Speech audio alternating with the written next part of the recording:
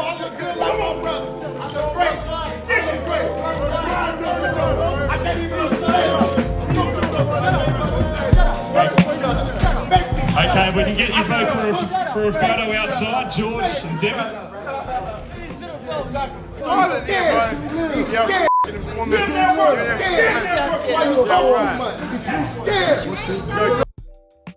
Dante's Boxing Nation, what's going on, guys? So one of the fights on Old Media's long list of fights that they did not want to happen is happening this weekend, because this fight is for the real undisputed title in the lightweight division when it comes to George Kambosos versus Devin Haney. ESPN's Mark Kriegel, he actually told Devin Haney that his WBC belt was meaningless. He said this, of course, way before Devin Haney was in position to fight for all of the belts. Max Kellerman told George Kambosos that he's the undisputed champion and he can fight whoever he wants to fight. Translation, stay away from dangerous fighters like Devin Haney, because we can only protect you outside of the ring. But if you get in the ring with Devin Haney, there's nothing we can do to save you. So it's finally fight week. And let me tell you, America's old media is not the only ones disrespecting Devin Haney. The Australian press, or at least the ones that hosted the press conferences, they've done a great job of parroting George Kambosos' covert racist comments towards Devin Haney. In the very first press conference to announce this fight, the Australian host of the press conference, he called Devin Haney a boy. Now, just so there's no confusion, Devin Haney is 24 years old. All the time that I've been covering boxing or even watching boxing, never have I ever heard a host of a press conference or any boxing reporter refer to a grown man as a boy. Bill, take us through it. Tell us about this boy sitting next to you, your son, but also your fighter.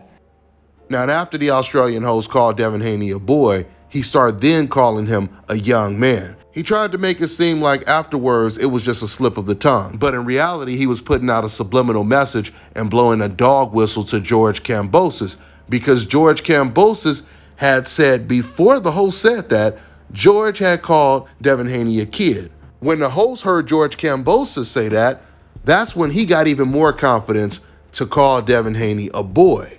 Now, once George hears the host call Devin Haney a boy, then that gives George even more confidence to just come straight out and be overt, and this is what George says. First off, I want to start off by saying I'm not a kid, so he can stop calling me a kid. I'm a man, and I will show him that in the ring. Respect me as a man, and if he doesn't want to respect me as a man, I'll gain the respect in the ring.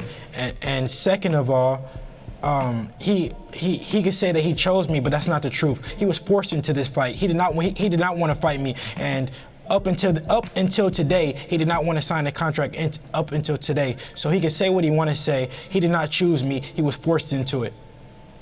You were chosen, boy. Now, my first question is, where was all of this white supremacy talk from George Kambosos when he met Devin Haney for the first time in person? When he was at the actual fight, at Devin Haney versus Jojo Diaz fight, leading up to the fight, he showed Devin Haney and the whole team nothing but the utmost respect. Now, when Devin first met George Kambosos in person, Devin Haney was the same person back then than he is today when it comes to all the press conferences and all of the back and forth that they're having now. Now, let's talk about everything that took place this week leading up to this fight. We had the press conference the other day, and then today we had what they call the face-off, where the host of that show, the Australian host Warren Smith, he followed George Kambosos' lead as well. George Kambosos, who hasn't really said anything that could really be taken seriously, he just randomly calls Devin Haney a rat because he said that Devin was telling him things about Teofimo Lopez leading up to their fight, saying that Devin was going against his countrymen. But George Kambosos, he must have forgot that he was the one that went on Twitter, sent a message to Devin Haney before the Teofimo Lopez fight, and he told Devin Haney, this guy Teo is not going to fight you. I'm going to beat him, and then we're going to fight against each other.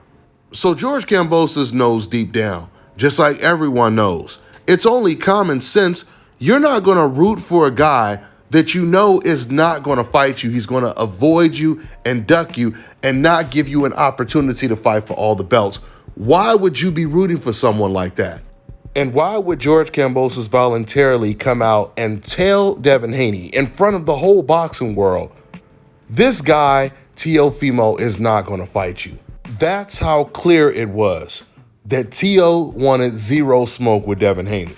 So while it's not deeply surprising to hear somebody like George Kambosos completely contradict himself, it is rather surprising to hear another Australian host just follow George Kambosos' lead, just parrot what he says in a very partial, disrespectful way.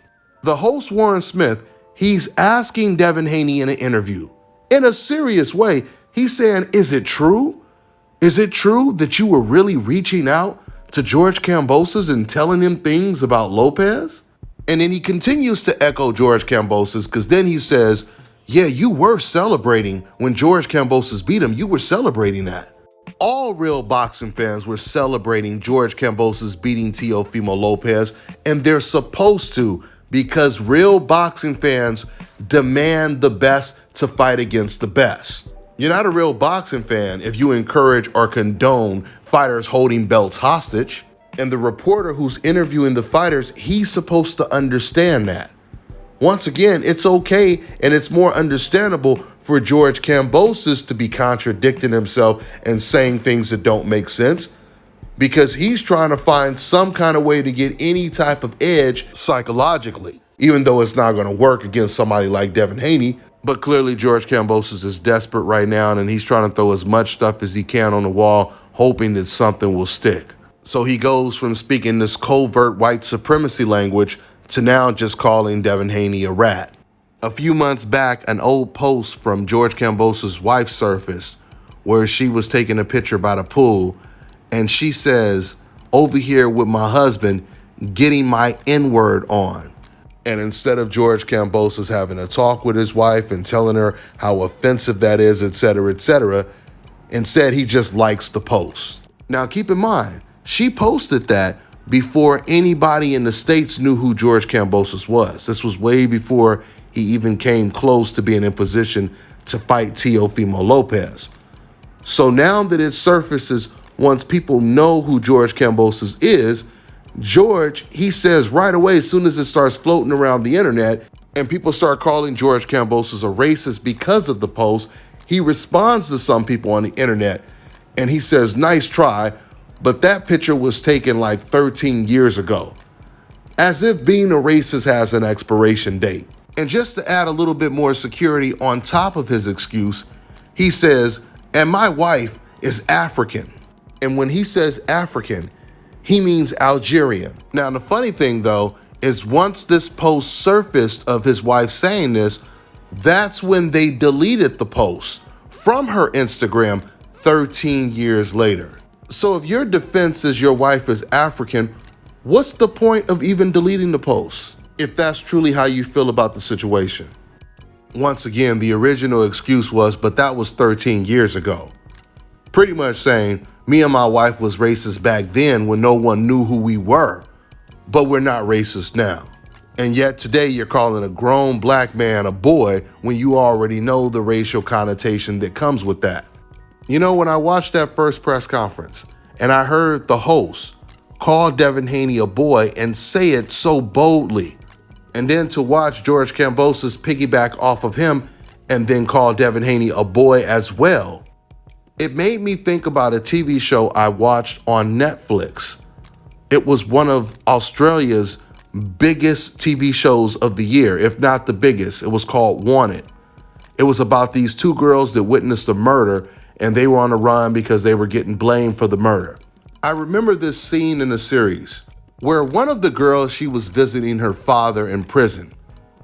And as she's talking to her father, there was an Aboriginal correction officer that was there. And Aboriginals in Australia, they're like Australians' version of black people.